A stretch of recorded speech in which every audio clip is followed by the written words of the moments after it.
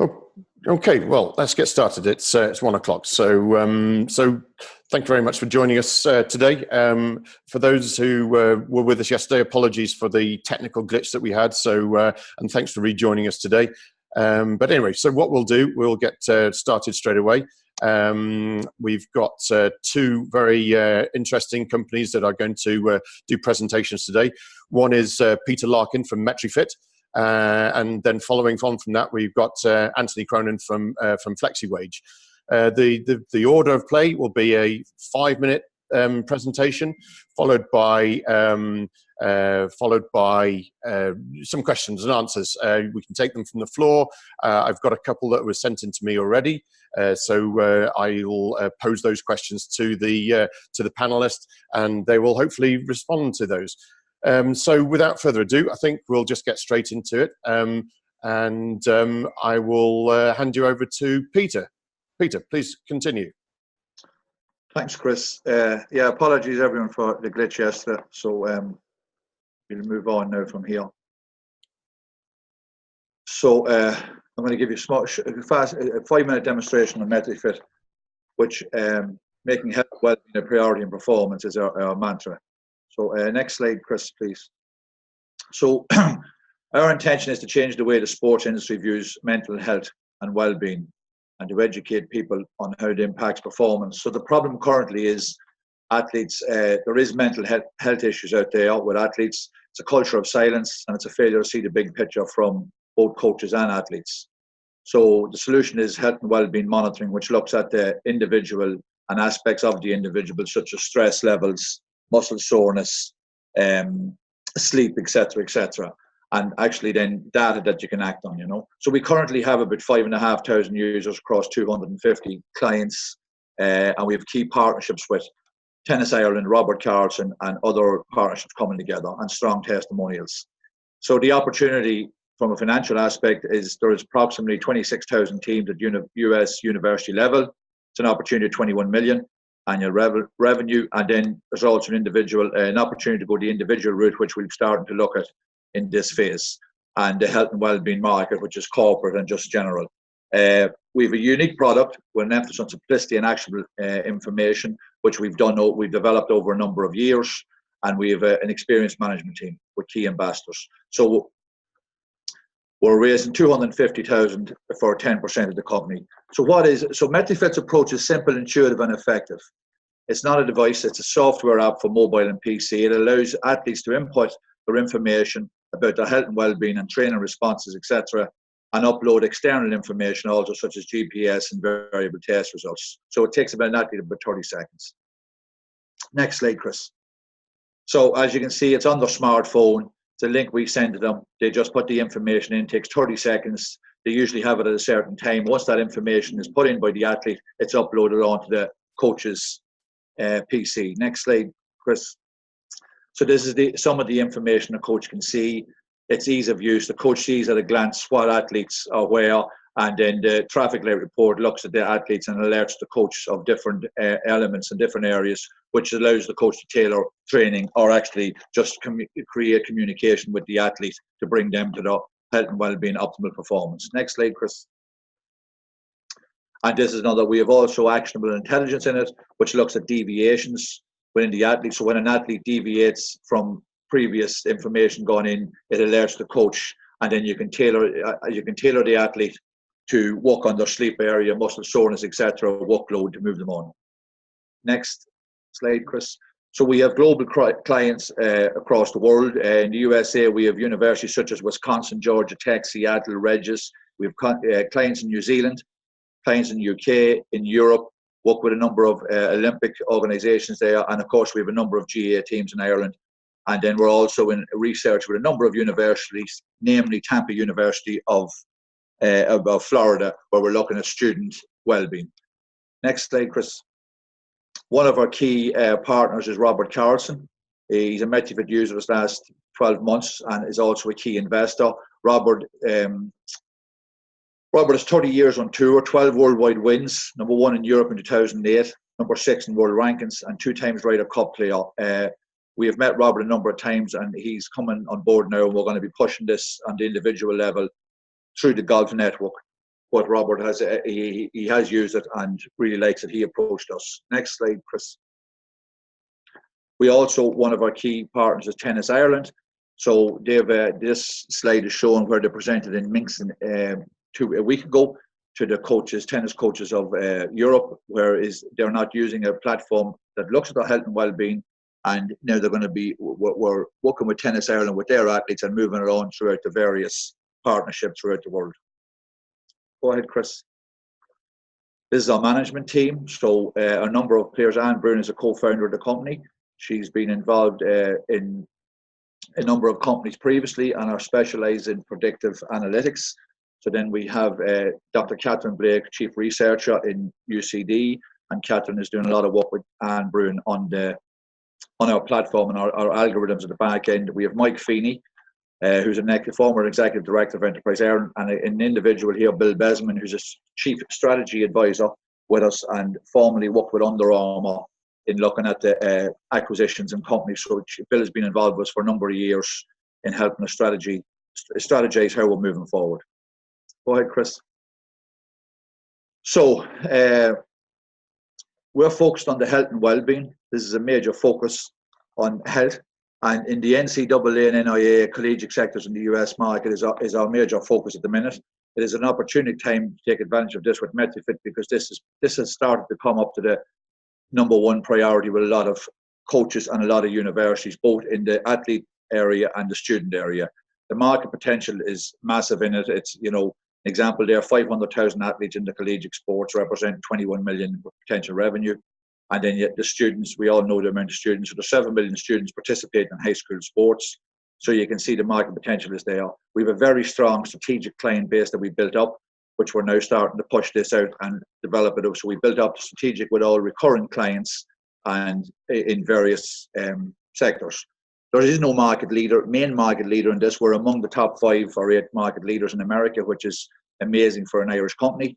And in our research, the ongoing research, we have gathered a lot of rows of data, which has helped us refine our metrics. And that's under Catherine and Anne doing that. And then our team is very much experienced and passionate about what we do. And we all have probably over 20 years experience in each field to move this on. We will be also appointing a chairman of the company very soon, who has a lot of experience in this internationally. Next slide, Chris. So there's the opportunity. Very simple. It's a simple sale for universities. About 25 teams, average 25 teams in a university. You start off with 1 or 2, which we've done, and then you build them out over time. And it shows the opportunity for $21 million revenue in the teams in the collegiate sector. This is outside. This is only focused on the collegiate sector. With an average, then there's the high school student is the next level, which we're breaking into a couple of high schools in America. And this is also a major opportunity to push it through using as reference clients, the clients we currently have.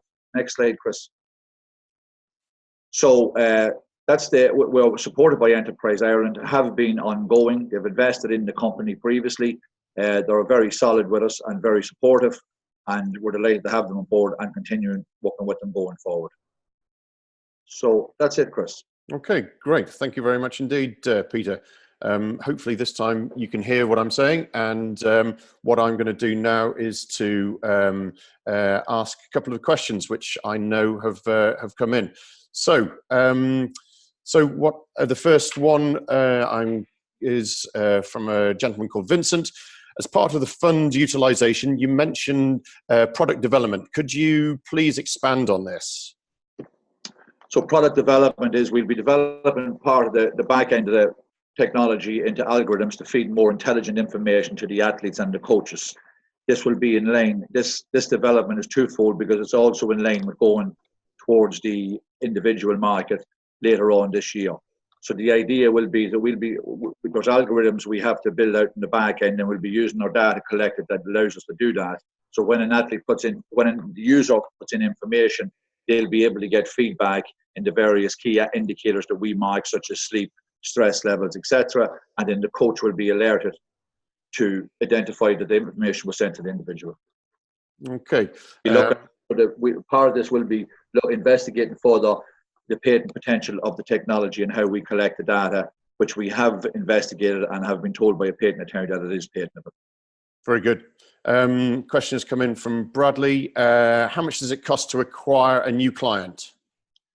How much does it cost the company? Well, the technology is all built, so our cost to a new client is about €180, because, as I say, once we get the client set up, and it's a customizable function that we can take as many users as possible, so our cost is very limited in that sense of a technology perspective. Very good. Another one came in from Andrew, and it says, what specific marketing channels are you using and why?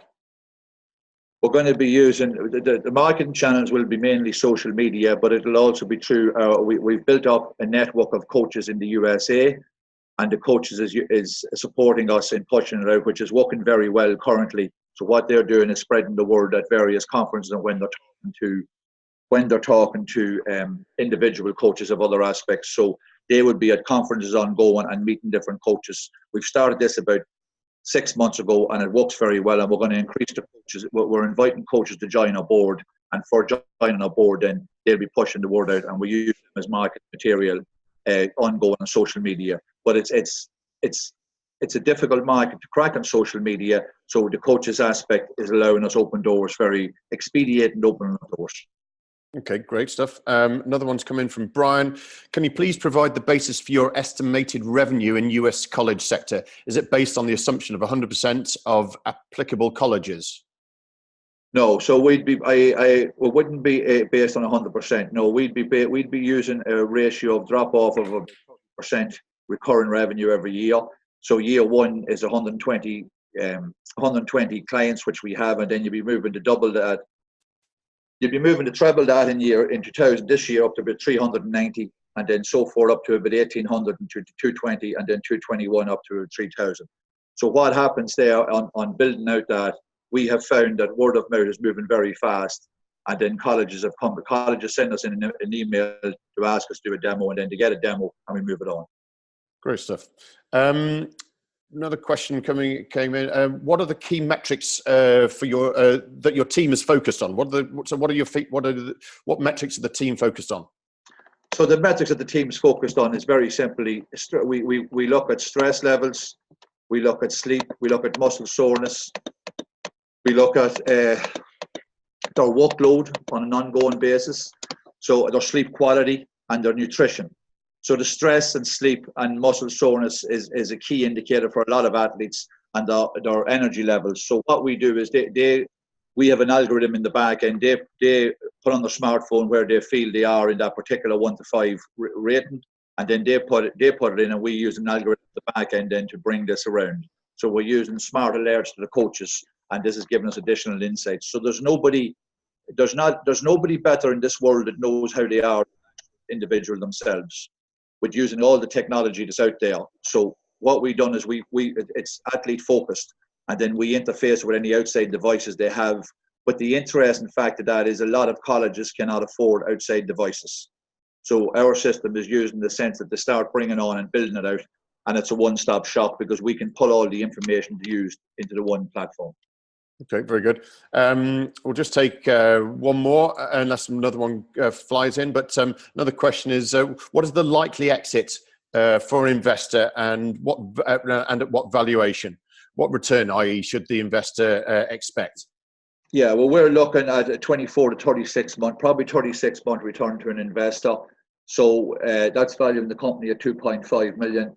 We would be aiming that the company would be worth 10 times the revenue at the end of it. So you're talking about probably up in the 15 to 25 million, between 15 and 25 million, which is a big gap, but it depends on certain things happening of a return for investor at that time. And that could be plus we have known of companies sold anything from 25 million to 80 million that wouldn't have the strategic clients that we have. So the technology is one of the key factors in this, of how we build out the back end of it in the algorithm sense. And that's the part. It's how we do this, not the algorithm that's patentable. So you can call any number, but you could be working up to 70 or 80 million, which we know of companies that have sold for this amount that wouldn't have as many strategic clients that we have. Very good indeed. Okay, Peter. Listen, I think that's probably wraps up your little session. Thanks very much indeed. So what I'll do now is if you could mute your microphone, and I will unmute Anthony, and I will also transfer him over to make host so he can share his screen. Okay, thanks very much for the opportunity. And if anyone wants to get in touch directly with me, my email address is there to have a further conversation. Thanks, Chris. Okay, lovely. Thanks very much, Peter. Okay, Anthony, I think your microphone is unmuted, and I think you now are host and should be able to share the screen. Okay, we're up there now. Hi guys, how are we doing? Do this there now. Okay, sorry, Anthony, before you quickly start, just in case anybody wants to ask any questions, there's the Q&A button that you can use, and we will we'll answer those questions as they come in. So, sorry, Anthony, over to you. Okay, hi everyone, I'm Anthony Cronin. I'm founder and CEO of Flexiwage, and at Flexiwage we're about helping people to manage their money, especially if they're on a longer period of pay, like a month.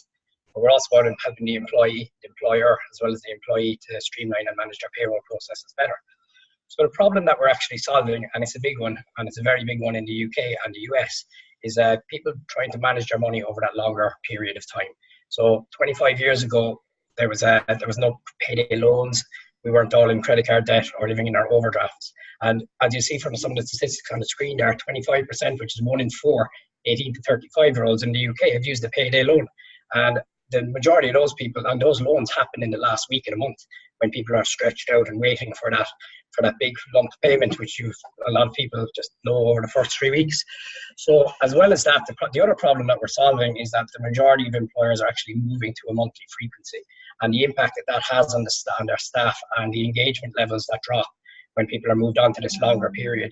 So what Flexiwage allows us to do is Flexiwage enables an employee to determine their own pay schedule while empowering the employer at the same time to be able to streamline their processes and save up to 75% on their administration. So how that looks is if a person is paying weekly right now and they want to process monthly, say cutting down from 52 to 12 processing periods in a year, it's very difficult and very hard to move with unions and things because of the staff and the impact it has. What Flexiwage does, it's a seamless transition. They move up to monthly processing, and the app actually allows the employee to determine their own pay schedule. So if they've got all their bills in the first week of the month, they might decide, okay, I'm going to take 50% of that earned income and then spread the other 50% across the remainder of the month. And that means that they're never more than 7 days away from a payday. Okay, so how we describe it is building your payday around your life, not your life around payday. The employee gets to schedule their income their way. We also have a machine learning budget tool, which is being released into the app, which will actually allow the employee to put in all their incomings, outgoings, and it will make suggestions to the employees based on that, on how they should schedule their money. As with that example, with the bills being in your Vodafone bills in week 3, if you put €250 into the app in week 3, that will actually make a suggestion to you to say, okay, last month you had X coming out in week 3, maybe you should reconsider how much you need to have in that week. We also enable saving because it's an all-around financial wellness product, and we're in talks with credit unions at the moment about being able to offer really low-cost debt consolidation loans through the app to people who are already in trouble and help them get out of it. Okay, so how it works, very, very simple, and this is probably the magic part of it. There's no impact to any processing in a current payroll provider. So you can process away monthly, it feeds into our system, and our system does the rest. We'll notify the employees, collate all the employee data, and actually produce the execution payment file for the employer. So there's a 10-minute job in Flexiwage, which takes 75% longer if you're doing your payrolls monthly or weekly as opposed to monthly. And I suppose we have a global patent pending on this technology and the algorithms involved in processing that output. Okay, so the market for us is absolutely huge. As we know, everybody gets paid. It doesn't matter if you're earning 60,000 a year or 30,000 a year. If you spend your money and you're not good with it, having this type of thing to help you control and budget your income, it's just fantastic. And the feedback we've gotten from our initial pilots and from our actual clients has been we've gotten over 90% uptake in clients, and with over 2,500 staff. That's a big number. So the markets that we're trying to disrupt, payday loan market, obviously nobody likes them, so we want to get rid of them. Why should you be living in your overdraft? And when this type of tool is available, On B2B alone, there's 34 million employees in the UK, and we've just started to crack this market through our new partnership with PwC. We're on their accelerator program currently. The HR and payroll software market, and these are the people we're talking to about our future acquisitions, which I'll go into later, and the payroll consolidation, which is massive for us. Now, we're not in the US yet, but it's 60% of Americans offer a non-monthly frequency, and that's because of state laws. Now, with Flexiwage, they will be able to cut down on their processing, we feel, and that will allow them to process monthly but still meet the laws by paying within a certain frequency. Okay, so sorry, next slide. So our competitors, because there are some, but they are not exactly like us, and that is probably the best thing about us. There's people like WageStream, Earnin, and HastyPay who are all doing very well, but they're actually giving loans to employees, so you can borrow from them throughout the month, pay a fee, and pay it back at the end of the month. That's not financial wellness. Financial wellness is managing your money across the month, because at the end of the day, once you've paid that money back at the end of the month, who are you going to borrow from again next month? And you just get into that cycle where you're borrowing to pay back, and you don't have enough money to pay it, so you're back in again next month. So we really feel that with the right marketing, our tool can really blow these guys away. Okay, so our route to market, we've been piloting for a year and a half with this product in the UK, Ireland, and Australia, and now we've actually started to go to market through strategic partnerships in the UK and Ireland. We're on the accelerator program, as I mentioned, with PwC. It's a very prestigious one to get on in the UK, and we've partnered with TransferMate, who can facilitate us to pay in any currency, and also will allow us access to the individual market. So while we're B2B right now, through our partnership with TransferMate, we will be able to go to an individual. So if John and Tesco wants to sign up next week, but Tesco didn't, by the end of the year, we will be able to facilitate John signing up with his own. Quantum Payroll, we're the fourth biggest provider in Ireland. We're an introductory partnership through them, and we're working with them on a number of projects right now. We're also approached by a company in Australia who go live actually this month. We've just got approval from ANZ Bank for our payment files and our payment executions. So we will be revenue generating in Australia within the next 4 weeks. We have 2 clients already signed up for pilot out there, and we've been piloting out there now for about 5 months. So our future plans, and America is the goal with this. We've already been out there. We went to see, we were invited to the ADP, the biggest payroll provider in the world's conference last year as a guest, and we went out there. We have a global patent pending. We've got very, very positive feedback from our market testing in the UK, and we've already started to talk to a number of providers. So we've been featured in a number of publications in the US based on our trip out there, and I think that's our big goal for next year, is to get compliance and everything sorted to be able to go to the US and allow them to have their wage their way. So we've got a lot of talk from the people who have seen us so far and who have signed up with us. We've won a number of awards. We were finalists in the prestigious Google Adopt a Startup competition this year. We won the Startup 100, which is one of the biggest startup competitions in the world.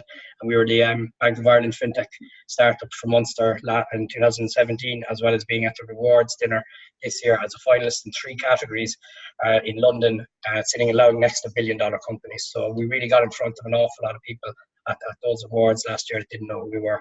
So the team, we have a very strong team, and we're all payroll professionals. So myself, I was formerly, prior to this, the implementation manager globally for EY. I also worked for the largest payroll company in the world, ADP, for a number of years, along with Paul, my co-founder. We met there, and we've been working together ever since. Chris is our techie, and he's a payroll geek now. He wasn't when he started, but he is definitely now. And I suppose Lindsay, who was our biggest coup, well, he was the head and CEO of the CIPP, which is the largest professional body for payroll association in the world. So he joined us last year and turned down WageStream, actually, and a number of others to come and join us because he believes in our mission. And Colm is a well-known personality in Ireland. He's a very strong entrepreneurial spirit, and he's joined us recently as our business development director to help us to get this out now that we're live and revenue generating. So on the financial side of things, we have a very clear and very simple revenue model. We charge between €2 and €1 dependent on headcount size. I suppose there's an awful lot of branches to this because a lot of the companies have to move from monthly to monthly processing. So we do take in a lot of consultancy. We offer training through Lindsay and his connections and Learn Centre in the UK. We have affiliate offerings, and that is the loans that we're looking at the moment, but we're trying to keep it within the financial wellness sphere. So we're not going down there. We have no plans to go down the route of offering payday advances to people and getting them in more debt. What we want to do is try and get them out of debt and then get them managing their money correctly. Okay, so our projections are they're reasonable, to be honest. These are not inclusive of any American figures at the moment. So since we've gone market live this year, we've already taken on 2 multinationals, and I'm sitting in one right now. So just doing the pitch. Eurofins and Voxpro, and Eurofins have 93,000 staff globally, of which we've got the Irish quarter so far, and Voxpro part of a group of 23,000. So these two have been our main focus for the start of this year, to get these guys up and be a big flagship reference clients for us. We're also in a number of credit unions now, are piloting in the UK, and in discussions with PwC for their own staff already. So it's just starting to really snowball now. So this is kind of the time that we want to get the funding in to give us the ammunition to move on. So what we're going to use the funding for. So I suppose key hires is the main thing. I think we've run it on a shoestring up to now. We have the right staff, and we're doing it through partnerships. So we lose a lot of revenue by doing it through partnerships. So to be able to offer this direct from Flexiwage is the key for us. We've already raised 160 in this round. We're doing a total round of 500,000 with 200,000 from HPSU funding. We have another bit of development to go on the budget on the artificial intelligence side of that. So that will be about 20% of the use of funding. Okay, geographic expansion 25, because we're opening a UK office in Plymouth in July, and the reasoning behind that is because we're going to be working with PwC, so we need to be on track and on base there. So our exit strategy is very clear. Also, we are actually in an industry that people just get bought. So we're already in talks with Sage. We've already spoken with Intuit, and we've already spoken and been invited by ADP to their conferences. So we're very sure that these guys are monitoring us now at this stage, and that is great for a small Irish company. Our global patent pending also helps a lot in this, and the fact that it's a clear fit with them, and we've all worked with them. So the guys that you've seen in the team, we have another number of ex-ADP people in the team. We're very close to the company, so to be able to be alongside them, and their acquisitions are all 100 million plus. So I suppose I've only got 5 minutes, so I could talk about Flexiwage for the day. So I'm just going to say thank you very much and invite any questions. Thank you. Okay, thank you very mumuch, Anthony. Can you hear me, everyone? Yeah, yep, great stuff. Okay, right, there's a couple of questions that have come in. Okay, first one from Brian. Working on the assumption that you are holding data that must be GDPR compliant, can you explain the infrastructure behind that data and how you will manage compliance in non-EU jurisdictions? Yeah, so we already have a number of servers set up in each location. We're on AWS, and we have a GDPR officer within the company, and I suppose all the data that we take from the payroll system is based on data we actually use. So we interface with all payroll systems. It's a gross to net file we take, so we're basically taking the minimal amount of data required. Also, because the app is downloaded and owned by the employees, they become the data controller of anything they download from the site. Very good. Thank you very much. Question from Alex was, what is the time flexibility offered to employees? Can they get their salary weekly, bi-weekly? What's the time period for that? Yeah, so it's actually up to the employer. So the norm is that we give one option for payday per week. And the reasoning we do that is because of the cash flow. So the employer has to fund the bank account 2 days prior to each payday that's allowed. So what happens is they give, let's say the norm is Friday. So every Friday can be payday, and the employee then at 2 days prior to the first payday gets to decide for the month. And that's kind of how it works. Okay. Question from Julia is, in terms of traction, how much feedback have you received till now, and have you made any changes or updates based on that? Yes, so we did a lot of piloting. We used Right Price Tiles, a store for piloting. We got lots and lots of feedback. So I suppose we used to use a slider, change it to boxes. We log in, log out system was difficult. The interaction, we hit a lot of stumbling blocks. Obviously, it's a payroll system, so we had to make sure it was perfect. But I suppose the main feedback was around the user interface on the app and the drawdown if somebody runs out of money midweek. So we put in an option for the employer to be able to fund a drawdown section as well. And those are the two main, they're the main changes really around the UI and that. Okay, very good. And from Bradley, are companies worried about giving you access to their employees' confidential data? No, because as I said, we take basically it's the payroll data, so we don't take their addresses, we don't take their anything like that. It's when you're setting up, you just have to put in, we need your employee number, name, and the employee controls the bank details side of it. So they enter that in the app themselves. The company doesn't even give it to us. It's so they can have up to 10 bank accounts that they spread this money out into. So like if you had your child and you wanted to give them money if they're in college or something like that, you can split it and it can be paid direct from the app as you're being paid into a different account. So know that it's minimal data. So we haven't had any issues with that. Very good. Last question, unless there's another one that pops up. While this is a great proposition for an employee, has the flexibility to get salary when they want, does it not mean additional work for the HR or employer?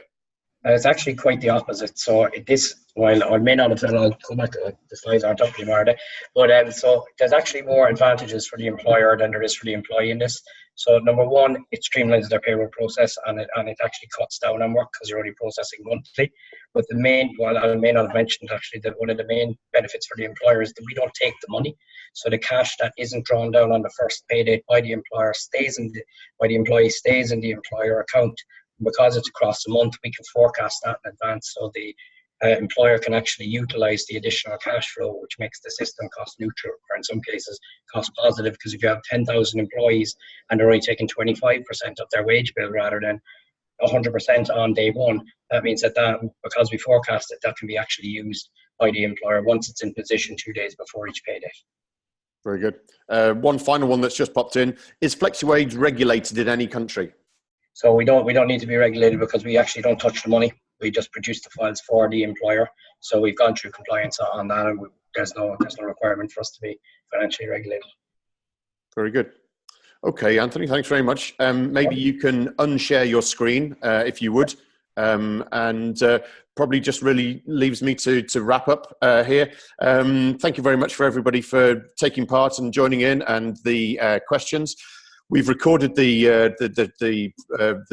webinar, so I'm going to edit that slightly just to take out some of the blank space and put that up on our YouTube channel if anyone wants to have a look at that. But if anyone's got any questions for either Peter or Anthony from this point on, you can fire them through to us or on our website on the comment section on each of the campaigns.